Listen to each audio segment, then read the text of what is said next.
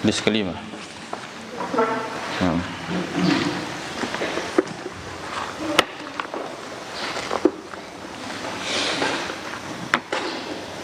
Qala al-Imam an-Nawawi rahimahullahu ta'ala, al-hadithul khamis, hadis yang kelima. Hadis yang kelima, an ummil mu'minin,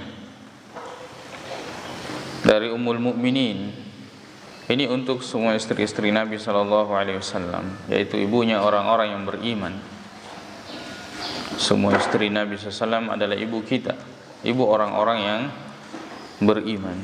Ummi Abdillah, yaitu Ummu Abdillah. Ini kunyah dari Aisyah radhiyallahu anha, istri Nabi SAW.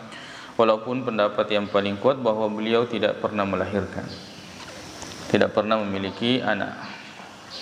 Kan tetapi Abdullah ini adalah nama kemanakannya. Nabi SAW mengatakan ketika memberikan nama dari anak dari kemanakan anaknya Asma, maka kemudian Nabi SAW mengatakan, huwa Abdullah wa anti Ummu Abdillah. Ya, namanya Abdullah dan engkau adalah tantenya, tapi kemudian diberi kunyah dengan Ummu Abdillah, menunjukkan bahwa kita boleh berkunyah walaupun kita belum memiliki anak. Walaupun kita belum memiliki anak. Seperti Al-Imam An-Nawawi, Abu Zakaria, itu beliau tidak menikah. Tidak menikah.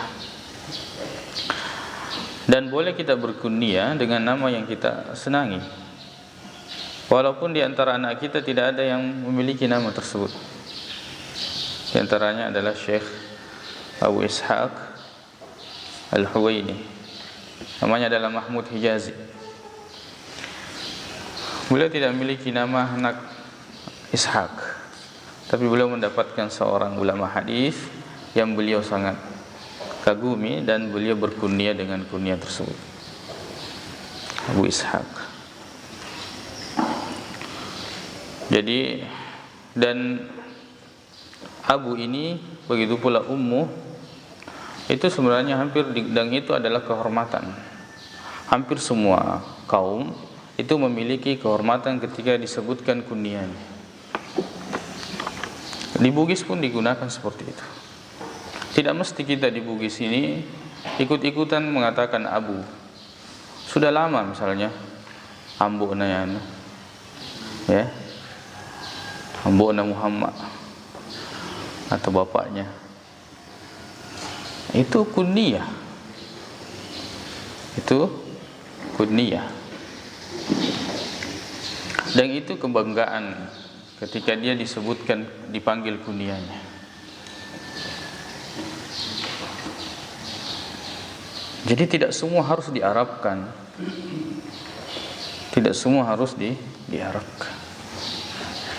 Sehingga muncul banyak abu-abu dan ummu-ummu. Dan itu kemudian dijadikan salah satu ciri orang yang ngaji sunnah. Ketika dia sudah memiliki anak dipanggil Abu Fulan, ketika dia memiliki perempuan dipanggil Ummu Fulan.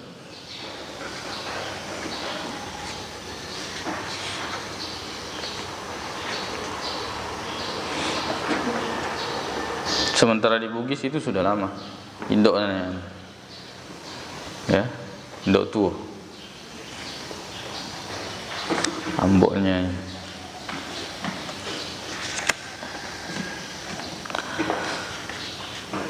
Aisyah radhiyallahu anha, Aisyah radhiyallahu anha. Di sini ulama terdahulu itu memiliki khilaf, perbedaan pendapat dalam menyusun lakab, kunyah dan nama, nisbah. Lakab, kunyah, nama dan nisbah. Ini berbeda pendapat dalam menyusunnya. Ada yang mengatakan nama duluan, ada yang mengatakan kunyah dulu, ada yang mengatakan lakab dulu. Makanya kalau kita melihat buku-buku itu terdahulu, qala al-imam, ya kan? kunyah, al-alim, al-allam, laqab, al-alim, al-allamah. Nanti setelah itu abu, kunyahnya. Nanti setelah itu namanya. Nanti setelah itu nisbah. Ad-Dimashqi, Asy-Syafi'i misalnya. Nisbahnya. Al-Misri, Al-Madani, Al-Baghdadi. Qalat, beliau berkata, qala Rasulullah sallallahu alaihi wasallam, Rasulullah sallallahu alaihi wasallam bersabda, man ahdatha, barang siapa yang membuat perkara baru. Hati-hati dalam melakukan perkara baru.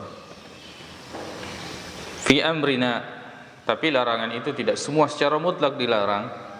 Yang khusus dilarang itu adalah dalam urusan kami, urusan agama kami, kata Nabi sallallahu alaihi wasallam. Maka dalam urusan beragama jangan membuat perkara baru. Perkara baru yang tidak ada contoh sebelumnya. Ya, ini dalam urusan agama. Dalam urusan lain silahkan. Dalam urusan agama, agama telah diturunkan. Agama telah sempurna, maka jangan buat perkara baru. Fi amrina hadza, dalam urusan kami ini, urusan agama. Ma, apa yang ini maf'ulun bi dari ahdatsa. Laisa minhu, yang bukan darinya, bukan dari urusan agama. Fahuwa raddun, maka dia tertolak. Mardudun, ditolak.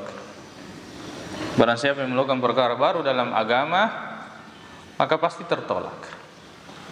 Alhamdulillah, Allah Subhanahu wa taala dan Rasulullah SAW memberikan banyak syariat, mensyariatkan ibadah-ibadah yang memiliki landasan-landasan yang kuat, dan kita belum bisa melaksanakannya semua secara utuh. Maka tidak perlu kita mencari ibadah-ibadah yang tidak memiliki landasan, apalagi membuat-buat. Rawahul Bukhari wa Muslim, diriwayatkan oleh Imam Bukhari dan Muslim. Wa fi riwayatin li Muslimin, dalam satu riwayat oleh Imam Muslim, man amila amalan, siapa yang melakukan amal, siapa yang melakukan amal, siapa yang melakukan ibadah, laisa alaihi amruna, bukan termasuk urusan kami, bukan termasuk urusan agama, fahuwa raddun, maka dia tertolak. Maka dia tertolak.